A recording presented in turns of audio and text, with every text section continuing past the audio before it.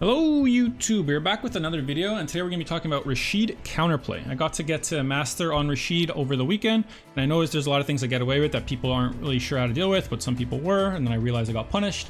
And I was going to quickly talk about things that you can punish, don't let him get away with it. Some things that are actually good about Rashid that, you just have to play like a normal matchup. And yeah, things like that. So let's get right into it. So a very common situation with Rashid is that he will hit you with something like this into his medium spike or strike, I don't know what it's called. Plus 52 on hit, so he can kind of do whatever he wants here. But one thing he can't do is charge the fireball in your face. A lot of people will try to do that. I did it too, because you can just get so much chip damage. Like you do something like this where you make them block that, you make them block that, you kind of eat at their drive gauge, and now you're still +2 in their face. It's a very nice thing. How do you beat this as the defender? Well, you don't back rise, and you just DP him. If you back rise, you're kind of doomed. If you don't back rise, you can DP through the fireball. So one thing I suggest here is not back rising and DPing him. Obviously, if you don't back rise and he's not doing the fireball, he's just gonna run up to you instead and get like a normal Oki option, which is fine, right? Like that's how most characters work. They knock you down, they go into your face. But I would suggest not letting him get the fully charged fireball on wake up if you can avoid it, because it does eat at your drive gauge quite a bit. It's not a fun thing to deal with. Similarly, if he grabs you, this is something I would do all the time, because look how far they get pushed away on my throw. Even if I do his like very forward lunging move, I can never catch up to their back roll unless I run like super far, and then they could just smash out. So one thing I was doing a lot was this. If I could just set up a situation behind this fireball, right? Again, you don't want to back roll in this situation if you think he's going to do it, and you just jump over. Pretty simple, right? Even if he does the closer one, you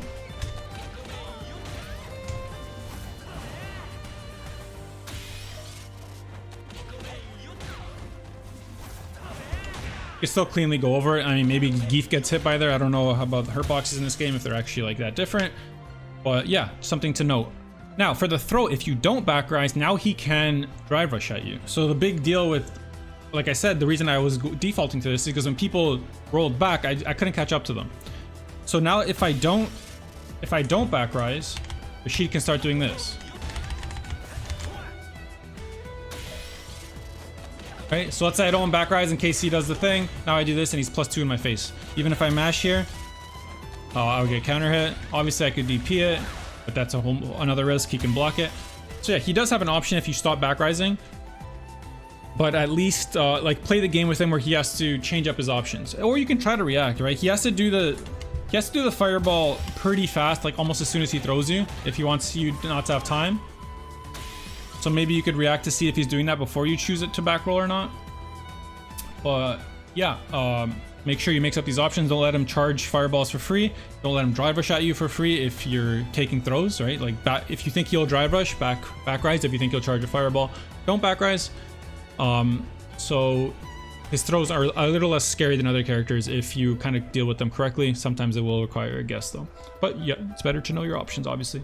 So if we talk about him setting up the fireball in general, the main options he has is he could do the dive at you kind of full screen. This becomes safe if he does it behind the fireball. Another option he might do is follow with this, which we talked about. It's +2 after, eats at your drive gauge a little bit. I think this one is reactable. My go-to right now is to wait and just see what he's doing. If he's going to do the eagle spike, I'll parry it last second. And if he's going to do this one, it's reactable, right? You jump a little bit late, he'll go over you. You're +10 here. Neutral jump also does beat eagle spike as well, but it's a little harder to react to because he kind of just flies across the screen. If I block the fireball and he did that, yeah, my drive gauge is a little scuffed, but he's -24. I get like a forward dash, right?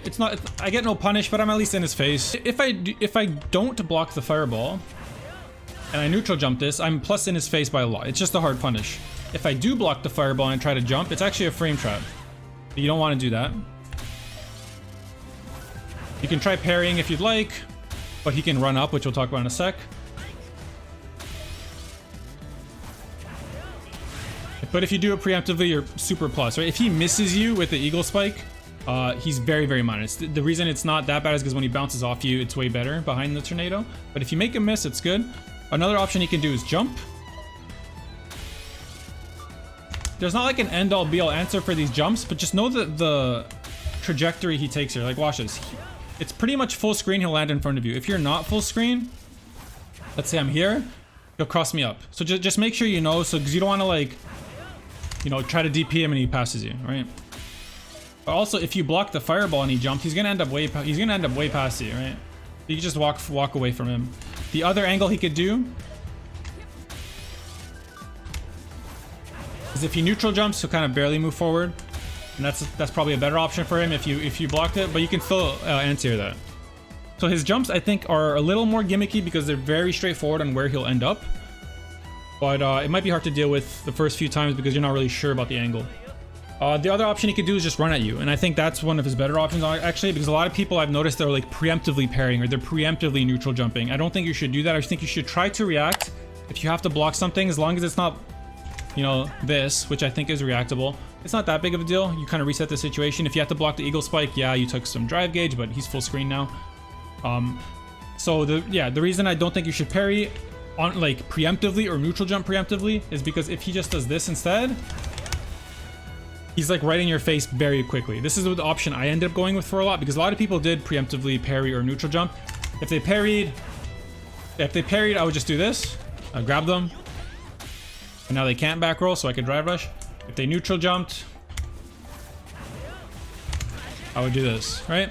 So he does have options if you try to preemptively deal with these things. So as I said earlier, my suggestion is you try to do it on reaction. If he jumps, either anti-air if you're in a good spot, walk under him if you can't. If he does eagle spike, try to react with a parry.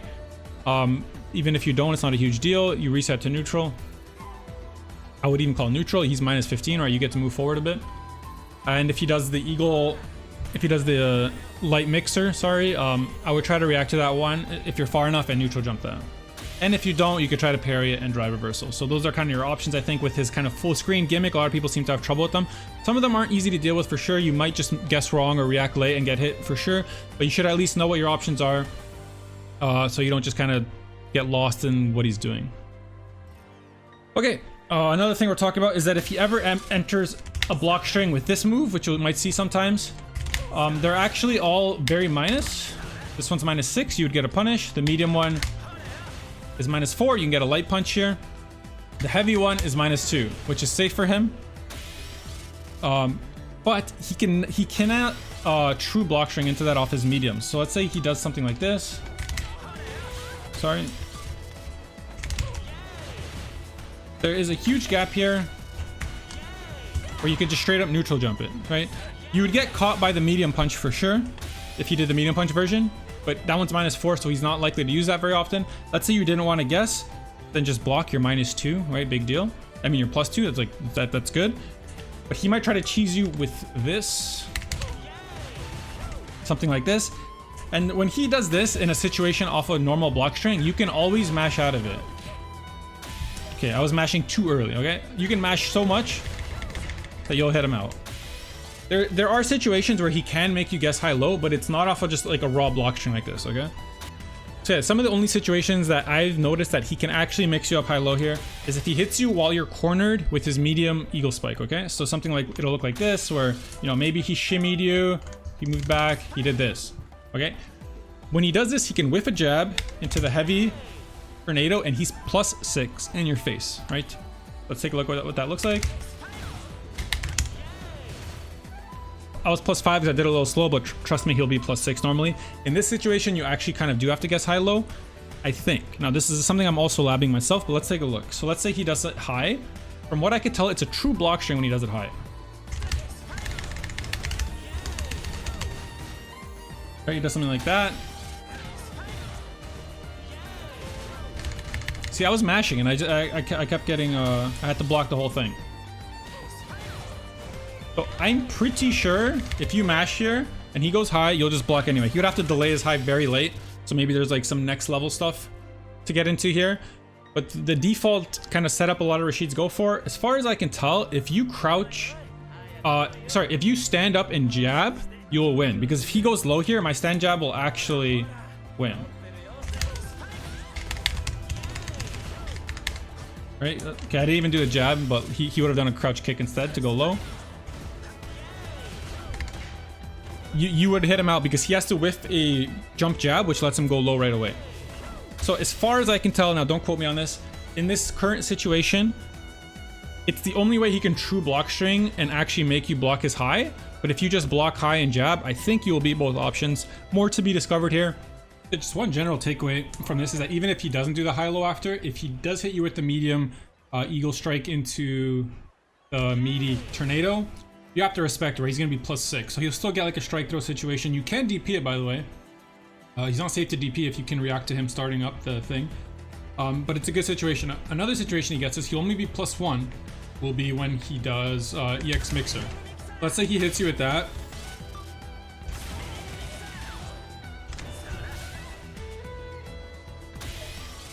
So if I was to block this, the second part here, he's +1, right? So you might not want to mash. You're taking a strike throw situation, you know, deal with that how you will, but just know that he is +1.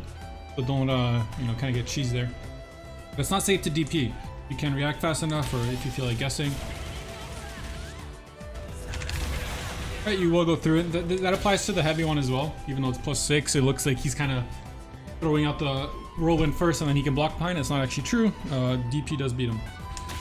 So yeah, good to know about those things. But yeah, just remember as well that he can't really do it mid-screen off like a typical block string. You might try to get cheesed by Rashid doing that. I see them do it to me all the time. You can hit him out of it. One last thing I also want to talk about, it's not really like a gimmick or anything, but it's something that I think people are kind of scared of, is that you might have heard that his medium punch is +1 on block. People have this kind of like fear, similar to Jury, where like, is he gonna do a few medium punches on you? He can literally never like tick throw you with this. So I want to show you if he does this. Actually, let's just raw grab. Watch this. Hey, she grab. Look how far he is after you block one of these.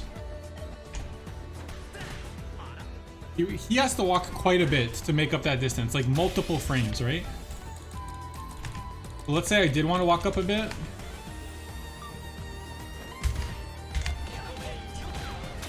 As Cammy here, I can always walk back. He can never catch up to me. I mean, he can catch up, I'm sure, if he kept walking, but unless you have like the slowest walk speed ever, you can make him with a grab by walking back.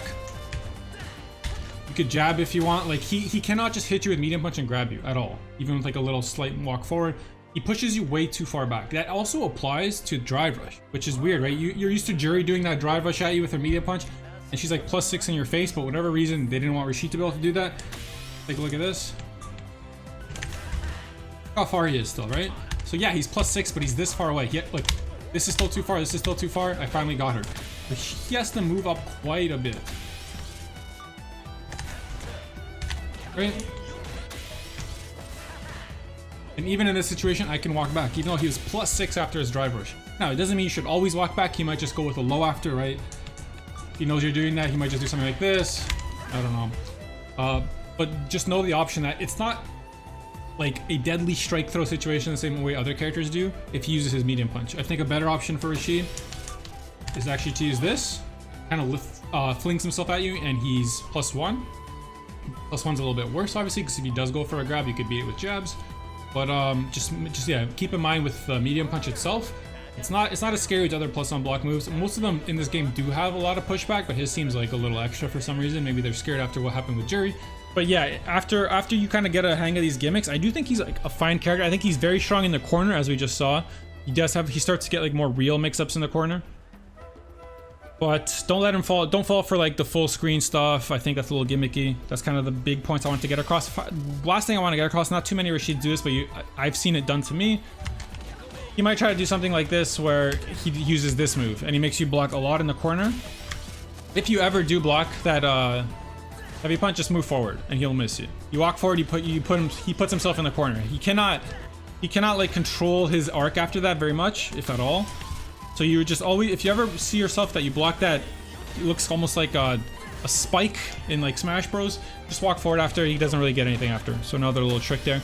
But yeah, hope you learned something. If there's anything else you'd like to know about Rashid, let me know in the comments, and I can make a follow-up guide for this. If I do learn more, I'll probably still keep playing the character. But I noticed that, you know, once people kind of got good at dealing with like the full screen charging fireballs, I had to play normal neutral, which was fine. He's pretty good at it. But a lot of people did fall for the full screen stuff, and it's not as good as it looks. It's just a little hard to deal with at first because it's hard to tell what he's doing. So I hope you learned something. If you did, I would appreciate a like, comment, and a subscription. If you feel like it, I don't actually care. Yes, I do. Stay beautiful, my friends. See you next time.